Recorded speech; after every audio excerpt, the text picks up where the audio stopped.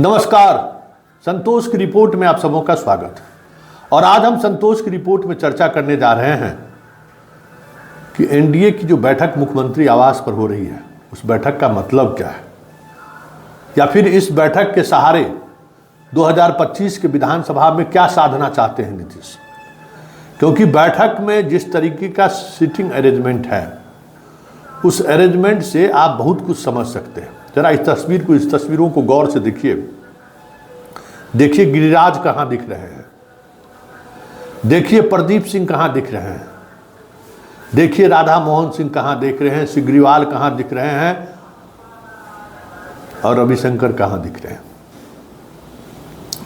सारे के सारे बिहार के सांसद, मंत्री, सभी के सभी उपस्थित हैं, सिवाय चिराग पासवान को छोड़ के। तो नीतीश है तो उसका तो फिर ऑपरेशन होगा, तो फिर होश होने में लगेगा 2-4 साल। वो उसे भ्रम है, अभी भी राजनीतिक समझदारी का भ्रम है कि बिहार वही है। खैर, इस तस्वीर के सहारे चीज़ों को समझिए और समझिए कि ये बैठक के सहारे नीतीश कुमार किसको क्या संदेश देना चाहते हैं। हाल के दिनों में हिंदू स्वाभिमान यात्रा, बटेगो तो कटेगो, खाओगे तो सोओगे, क्या क्या नहीं चला है, जो नीतीश के विचार के लिए को लेकर, नीतीश के शासन व्यवस्था चलाने को लेकर कभी सहजता नहीं रहा। ये चीज़ें कभी उन्हें सहज नहीं लगा है।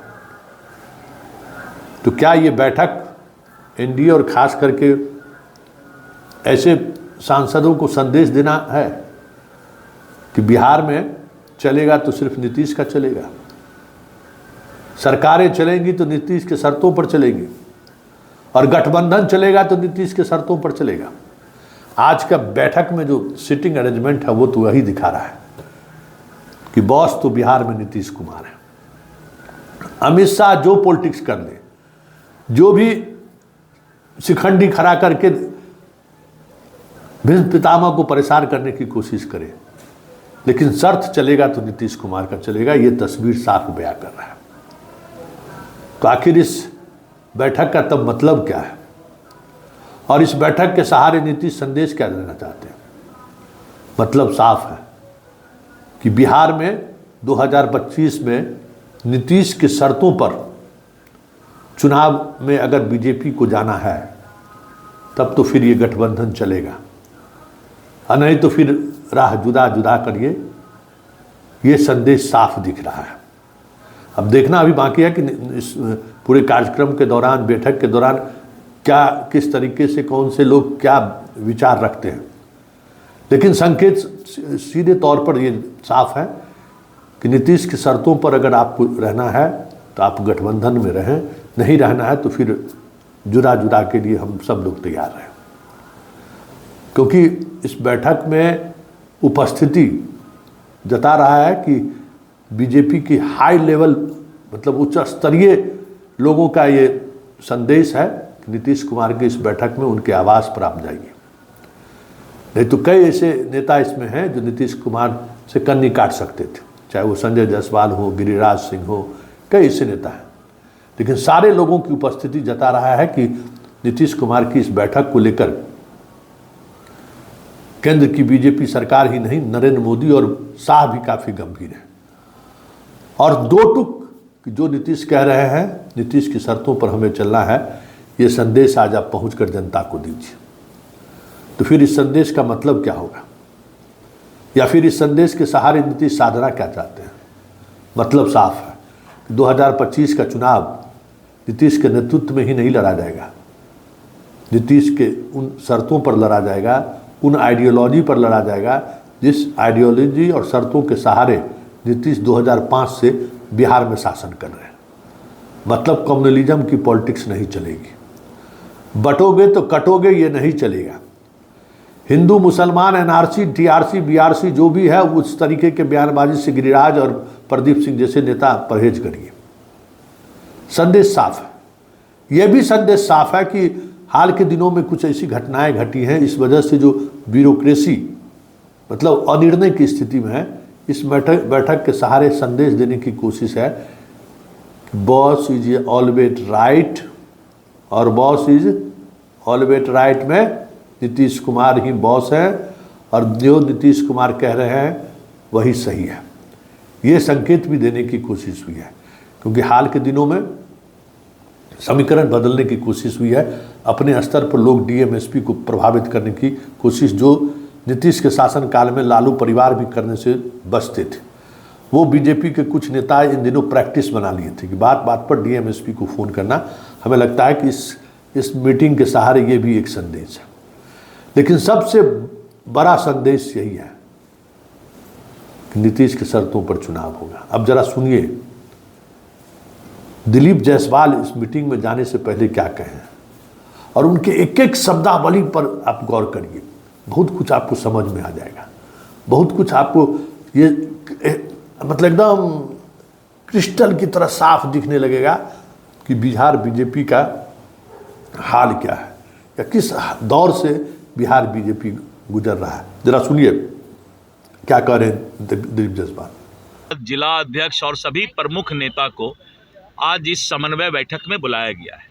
इस पर संगठन को और धारदार कैसे बनाया जाए और प्रदेश से लेकर बूथ स्तर तक हमारे एनडीए गठबंधन के सभी कार्यकर्ता आपसी समन्वय बनाकर आगे की रणनीति तैयार करें, इस पर आज विशेष चर्चा होगी। मुख्यमंत्री नीतीश कुमार जी को मैंने पहले कहा कि एक राजनीतिक संस्था है, वो इतने लंबे जीवन काल से वो संगठन को नेतृत्व देने का काम कर रहे हैं और आज उनका हमें सुझाव भी मिलेगा, टिप्स भी मिलेगा। 2025 चुनाव हमारा लक्ष्य है और हम एक एक मतदाता के पास जाकर और उनके भावना के साथ जुड़ने का काम करेंगे। सुन लिए, मतलब जैसे लगता है कि नहीं डॉन ब्रैडमैन से जा रहे हैं मिलने के लिए, क्रिकेट के पितामह। तो बिहार के राजनीति के पितामह हैं नीतीश कुमार, ये बीजेपी के प्रदेश अध्यक्ष कह रहे हैं और उनसे बहुत कुछ सीखना है।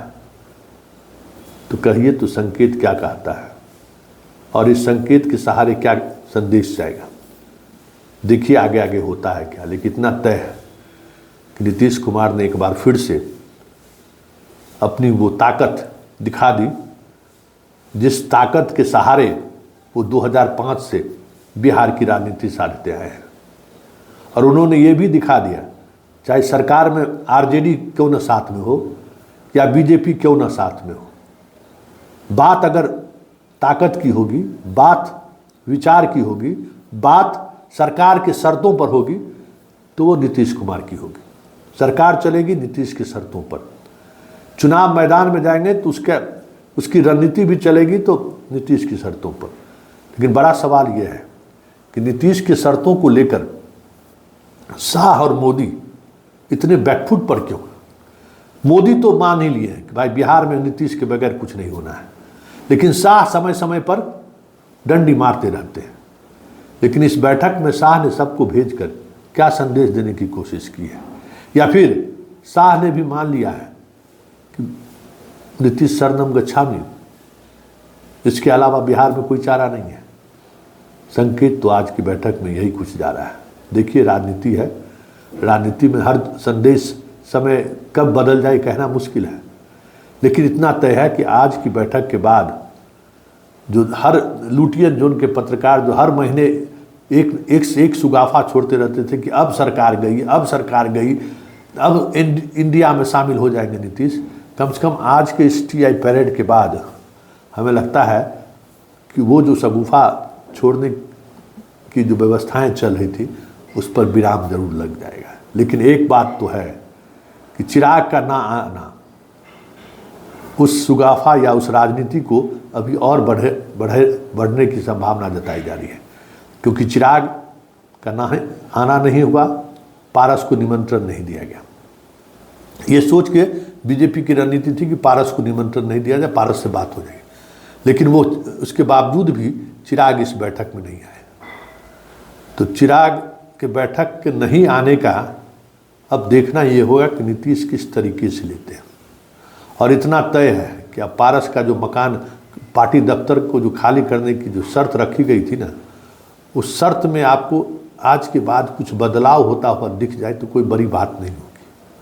और बात यहीं तक नहीं होगी, अब बात दूर तलक जाएगी, और दूर तलक जब जाएगी तो इतना तय मानिए कि 2020 के विधानसभा चुनाव में चिराग जिस मॉडल के सहारे सियासत साधे थे, 2025 में आज की इस गलती का सहारा लेकर नीतीश चिराग को साध दे तो कोई बड़ी बात नहीं होगी, क्योंकि चिराग को लेकर बीजेपी भी सहज नहीं है, चिराग के शर्तों को लेकर बीजेपी भी सहज नहीं है।